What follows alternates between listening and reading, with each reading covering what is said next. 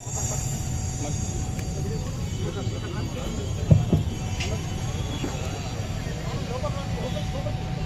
భారత అయ్యప్ప స్వాముల బృందం తరపున అలాయ్ బలాయ్ కార్యక్రమాన్ని నిర్వహించి ఇక్కడికి మమ్మల్ని ఆహ్వానించినటువంటి ఆహ్వానికులకు సీమ నరేందర్ గారికి మరియు బృందానికి కూడా ప్రత్యేకమైన ధన్యవాదాలు తెలియజేస్తూ స్వామియే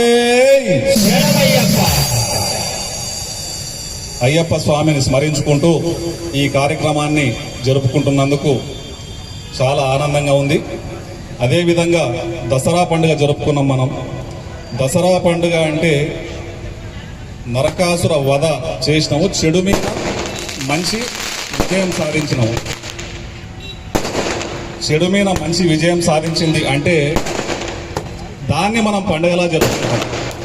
పండగ తర్వాత అలాయ్ బలాయ్ కార్యక్రమంలో కులాలకు, మతాలకు, ప్రాంతాలకు, పార్టీలకు అతీతంగా మనమందరం కూడా కలుసుకొని జమ్మి కార్యక్రమాన్ని నిర్వహించుకొని అలాయ్ బలాయ్ చేసుకొని మనమందరం కూడా స్వేచ్ఛగా, హాయిగా, ప్రశాంతంగా ఉండాలని ఒక మెసేజ్ను ప్రజలకు ఇవ్వడానికి ఈ కార్యక్రమాన్ని జరుపుకుంటారు.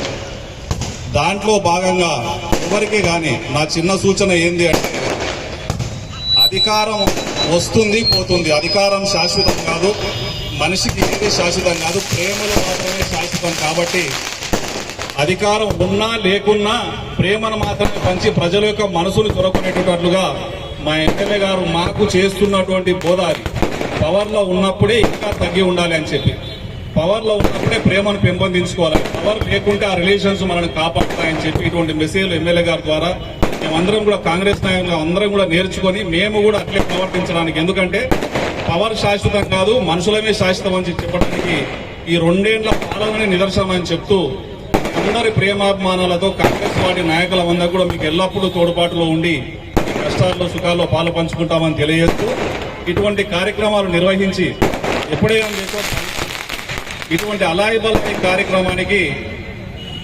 నిర్వహించడానికి ఎప్పుడు ముందుకు వచ్చినా సరే ఇంతకు వినోదన గారు చెప్పినట్టుగా సంతోషంగా రావడం జరిగింది.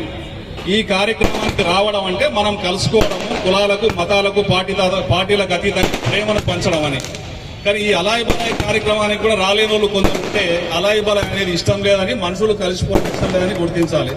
దానికి మీరందరూ దృష్టిలో పెట్టుకుంటారని, మీరందరి ప్రేమాభిమానాలతో కులాలకు, మతాలకు, పార్టీలకు అతీతంగా పాలమూరు సస్యశ్యామలని ఇట్లే ఉండాలని, నరకాసుర వధ జరిగి ఇప్పుడు కూడా మంచి విజయం సాధిస్తున్నా ఉండాలని తెలియజేస్తూ ఈ అవకాశం ఇచ్చిన పెద్దలందరూ కూడా మనస్ఫూర్తిగా ధన్యవాదాలు తెలియజేస్తూ ముగించుకుంటున్నాను.